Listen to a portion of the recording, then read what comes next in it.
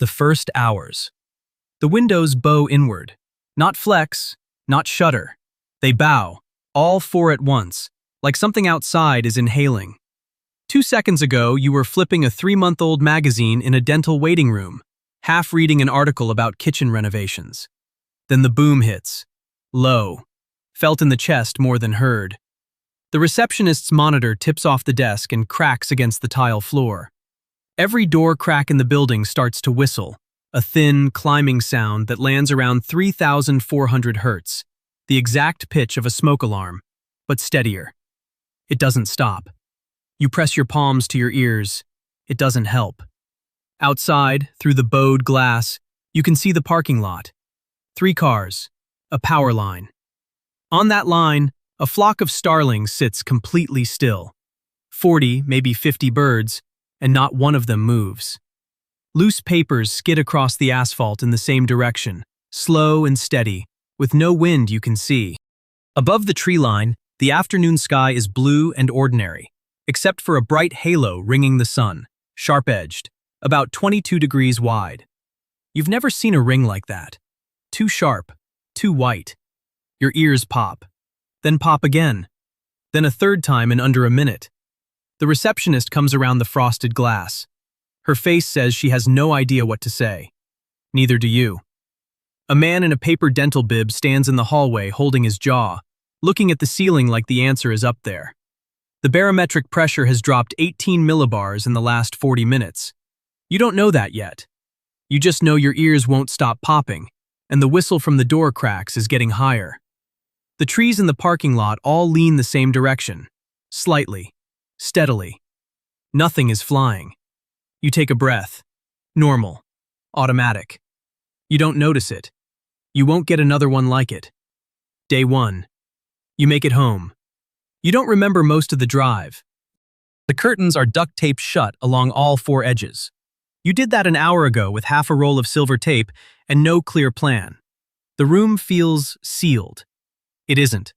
The battery radio on the coffee table repeats the same "No AA" alert every 90 seconds.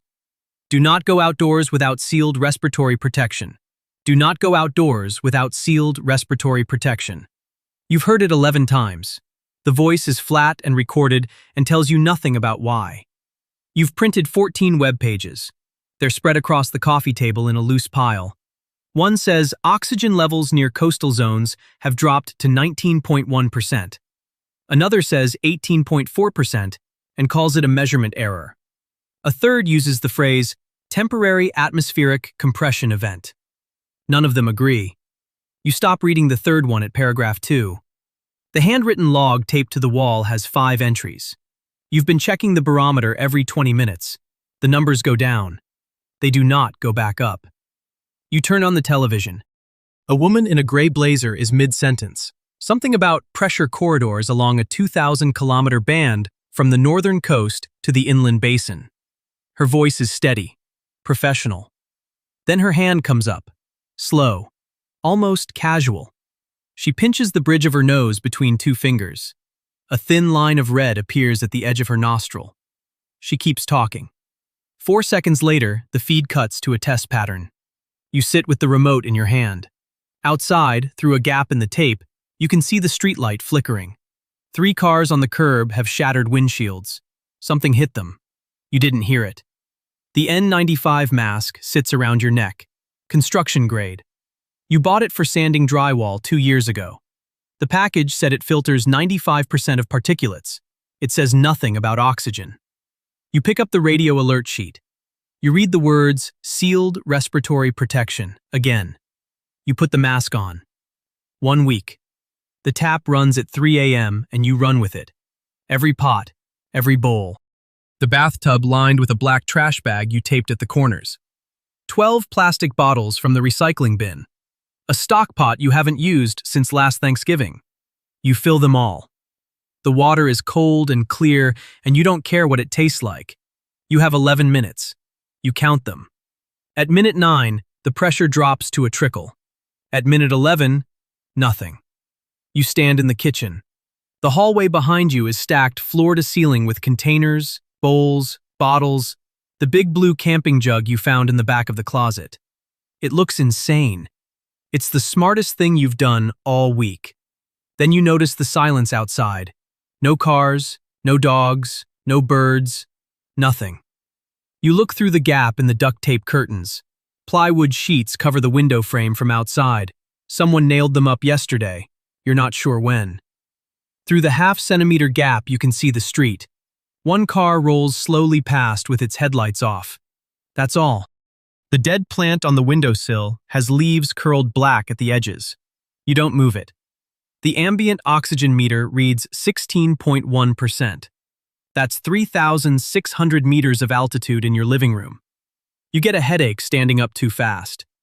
You've learned to sit for 10 seconds before you move.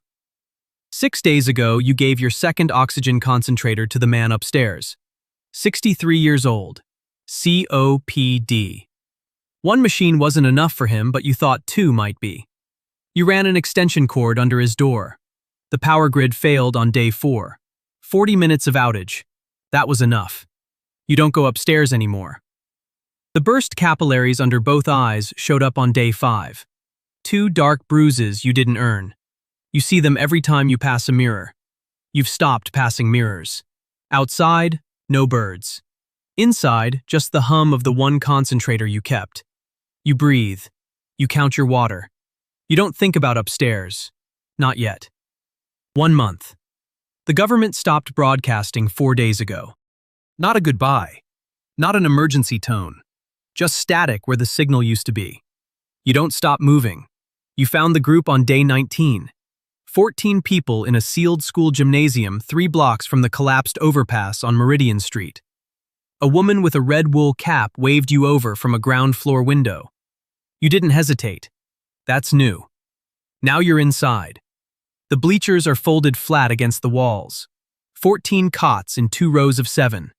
3 oxygen concentrators, each one the size of a mini fridge, run along the east wall, connected by 8 meters of clear plastic tubing. The ceiling skylights are painted over with silver spray paint. Not decorative. Silver reflects.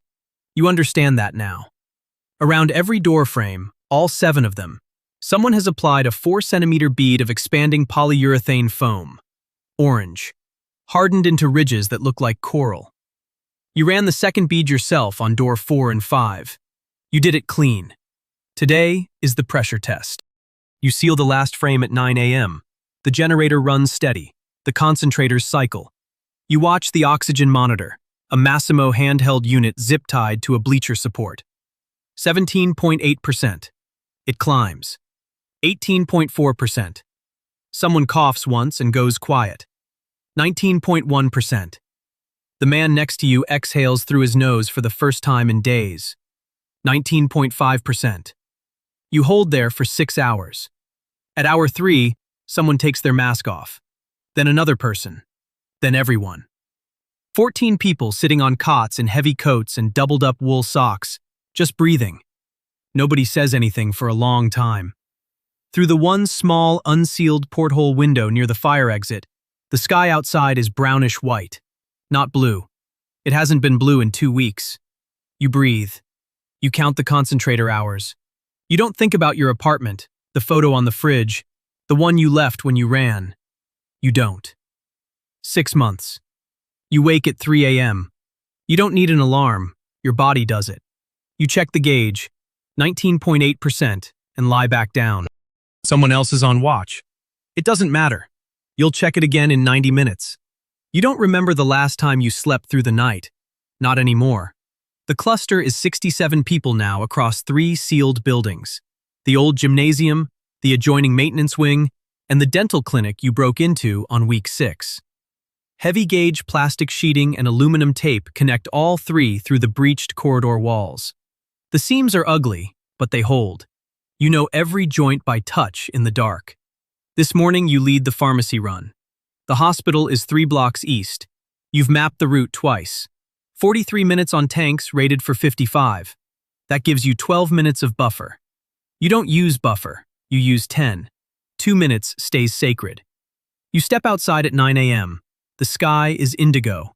Deep, flat, wrong. Like the color of a bruise that goes all the way through. No clouds. Nothing scatters the light anymore. The air pressure outside hits you in the chest, even through the suit, the equivalent of standing at 5,200 meters, except you're standing in a city intersection surrounded by sedans frozen at wrong angles, windshields white with frost. Utility cables lie coiled in the road like dead snakes, snapped from the poles they used to connect. The building across the street has no glass left in its facade, just black rectangular gaps, every floor, like a skull. Nothing moves, no birds, nothing. You cover 3 blocks in 4 minutes. The hospital pharmacy door is locked. You break it in 11 seconds with a pry bar and a short kick. You've done this before. Inside, the shelves are full. Antibiotics, sealed. Epinephrine, sealed. The entire stock of a working hospital, untouched. You understand why immediately. Everyone here died in the first 72 hours. They never got the chance to take anything. You don't let yourself think about what that means. You fill the hard case. Amoxicillin, ciprofloxacin, 4 injectors of epinephrine. You move fast. You're back inside at 43 minutes, 18 seconds. The woman at the airlock unseals your face mask. You read her expression. She's checking your eyes before she checks the bag. That's something she learned from you. You learned it from no one. 1 year. You hear it before you feel it. A sound like a freight train dropping through the ceiling. Then nothing. Then the screaming starts. You're on your feet in 2 seconds. The emergency light on concentrator unit 2 is red, then dark, then gone. Dust and insulation fill the air like snow in a shaken globe, white fibers spinning slow through your flashlight beam. You sweep the beam across the bleacher storage area. The bleachers are kindling now. A 60-centimeter iron meteorite sits in the wreckage like it was always there. Still hot. You can see it radiating. The hole above it is 1.1 meters wide. Through it, the sky blazes. You've never seen stars like this. No haze, no scatter, no atmosphere left to blur the light. They are hard and white and impossibly bright, and there are thousands more than there should be, and they are beautiful. And that beauty means you are all going to die in here if you don't move. You count. 4 people down. The physician is one of them. You don't stop moving. Sheeting, now! You don't say it twice. 3 people scramble up the collapsed bleacher frame with rolls of 6mm plastic and duct tape. You clock the temperature on the wall sensor, 18 degrees Celsius. You watch it. You watch it drop. The breach is open to -60 outside, and the gymnasium is a cup with a hole in it. By the time the plastic is half secured, the sensor reads 11 degrees Celsius. Frost spreads across the basketball court markings nearest the hole, the painted 3-point line gone white, inch by inch, moving toward you. You can see it moving. The patch holds. Barely. The sensor reads 2 degrees Celsius at 47 minutes. You stand in the debris. Insulation still drifts. The red indicator lights on Unit 1 and Unit 3 blink in the dark like a slow pulse. Someone is crying. You don't look for who. Sealed buildings were never a solution. You knew that. You let yourself forget. You won't forget again. You pull out the laminated site map, the municipal basement grid. 3 tunnels marked in red, never explored. You circle the nearest one, 400 meters north. 72 hours, you say. We go underground. Nobody argues. That's new too. 2 years. The blast door weighs 340 kilograms. You know because you watched 4 people hang it on hand-welded hinges over 6 days. It swings smooth now. You've opened it maybe 100 times. Tonight it costs you something. 23 people press through in stages. Their improvised rebreathers are swim masks, rubber straps, cracked lenses, activated charcoal filters duct-taped over the mouthpieces. Frost melts off their coats in sheets. It pools on the tunnel floor in dark, spreading rings. You stand to one side with the clipboard. The oxygen chart on the wall behind you shows 18.8%, and a line that only goes one direction. You spent 4 hours on the math before you opened the door. The system supports 58 people at 18.8%. Sustainable minimum. Below 17.5%, you get headaches, slow thinking, bad decisions. Below 15%, you get people who don't wake up. You are at 51. You open the door anyway. You let 7 through. Then you stop counting bodies and start counting lungs. All 23. You write the number on the whiteboard. 74. You cross it out. You write 58, the hard ceiling. You stare at the difference for a moment. 16 people will breathe borrowed air. Some of them will get sick faster. Some will not make the 3rd year. You don't know which ones. That's the part that stays with you at night. You learn to read a room by its air. You learn the smell of too much CO2 before the sensors catch it. You learn that children show hypoxia in their faces before they feel it, a pale ring around the mouth, a slowness to their blinks. You already know one child with that look. The Vasquez family asked last week to expand their sleeping cell by half a meter, 60 centimeters. You said no. The oxygen budget. Their youngest has headaches every morning. You know why. You say nothing because knowing why changes nothing. The 23 newcomers walked 4.7 kilometers through 14% air on those rebreathers. 2 of them can't stand. You give them the 2 spare bunks, the last ones. Someone else gives up a second blanket without being asked. You don't know who. You don't ask. The whiteboard tally glows under the LED strip lighting. 74 names. A declining curve in red marker. You put the clipboard down. You don't feel like a leader. You feel like a number that hasn't come up yet. 5 years. The oxygen meter reads 19.1%. You see it from 3 meters back. You don't move closer. She's 16. Short hair, a jacket stitched from 4 different jackets. Her mask is pushed up on her forehead. That's how you know she made the call herself. No one told her it was safe, she decided. The LED construction lights on orange cords throw hard shadows across raw concrete walls. Dark, wet sealant lines every joint, still damp, still holding. The air smells like cured rubber and dust. Clean dust, not outside dust. She breathes. You nod once. That's all. Her name is Dara. She has never been to the surface. Not once. She learned pressure math from diagrams you drew on a whiteboard 3 years ago. She learned seal integrity by feel, by the sound of a joint under load, by watching your hands. She is the 3rd person trained entirely underground, and she just connected a former subway maintenance shaft to the network. 40 meters of new corridor. 19.1% oxygen sustained. Seal checks passing every 20 minutes for 3 hours. Behind her on the wet sealant, someone has already pressed a handprint into a joint seam. Small, probably hers, probably not even conscious. Your left ear rings at a slightly higher pitch than it did this morning. That means the equalization held. You haven't trusted the gauges since the pressure failure 18 months ago that took your eardrum. The ringing is your instrument now. High tone, good seal. Low tone, find the leak. It works. It's not ideal. It works. The network runs 5 nodes now. 340 people. 2 kilometers of maintained corridor. You think about what 340 means. You never let yourself think it felt like enough. But standing here, watching her pull a slow second breath, you almost do. Then you remember something. There was a sound, rain on a car roof, that specific hollow knock of water on metal, something you haven't heard in 5 years. You try to recall it exactly. You can't. The pitch is gone. Just the shape of a memory where a sound used to live. You don't say anything about that either. Dara looks at you. Seal quality? Good, you say. 1 syllable. She nods like it's enough. It is enough. You taught her that too. 10 years. You go up alone. No one asks why. No one needs to. The hatch opens at 6:14 a.m., and the cold hits your face like a flat hand. You count your breaths. 1. 2. You have 8 minutes before confusion onset. Your internal clock is better than any timer now. You step out. The sky is violet. Deep, permanent violet.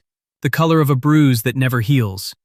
3 stars are visible above you in full midday light. The atmosphere is too thin to wash them out anymore. It has been for years. You stopped noticing. Today you notice. The street below the hatch ladder is fractured into jigsaw slabs. Thermal cycling does that, -40 at night, plus 22 in the afternoon sun, every single day for 10 years. The rooftops across the block are stripped to rebar in places. Micrometeorite pitting on every flat surface. It looks like the moon. It looks like the moon always looked, actually, except you're standing on it. Then you see it, 2 meters away. A thistle, 14 centimeters tall, green. Vivid, incongruously, offensively green, pushing up through a crack in the fractured road. Alive at 12.3% oxygen. Adapted. Nobody planted it. Nobody tended it. It just decided. You stand there, hands at your sides. Your breath comes out as faint mist in the thin, cold air. You don't move toward it. You think about nothing for a long time. Then everything arrives at once. Rain on a car roof. The hollow knock of water on metal. Fluorescent lights humming. A 3-month-old magazine with a corner already folded. None of it exists. None of it is coming back. You knew that. You've known it for years. It hits you now anyway. You count to 6 minutes. You go back down. You seal the hatch. You don't tell anyone what you saw. But the next morning you draw a thistle on the whiteboard. 14 centimeters, labeled exact. Nobody asks. Dara traces it once with her finger. Neither of you say a word. He sits on his balcony, watering basil leaves that catch the violet light, unaware of what the deepening sky means. The sunset stretches impossibly vivid across the horizon, beautiful in a way he can't quite name. Tomorrow he will notice the air feels thinner. Tomorrow he will begin to understand. But tonight, he simply watches the colors deepen, trapped in the ordinary moment before everything changes. And somewhere across the city, another person flips through an old magazine, the fluorescent hum overhead like a countdown no one can hear. The cycle begins again.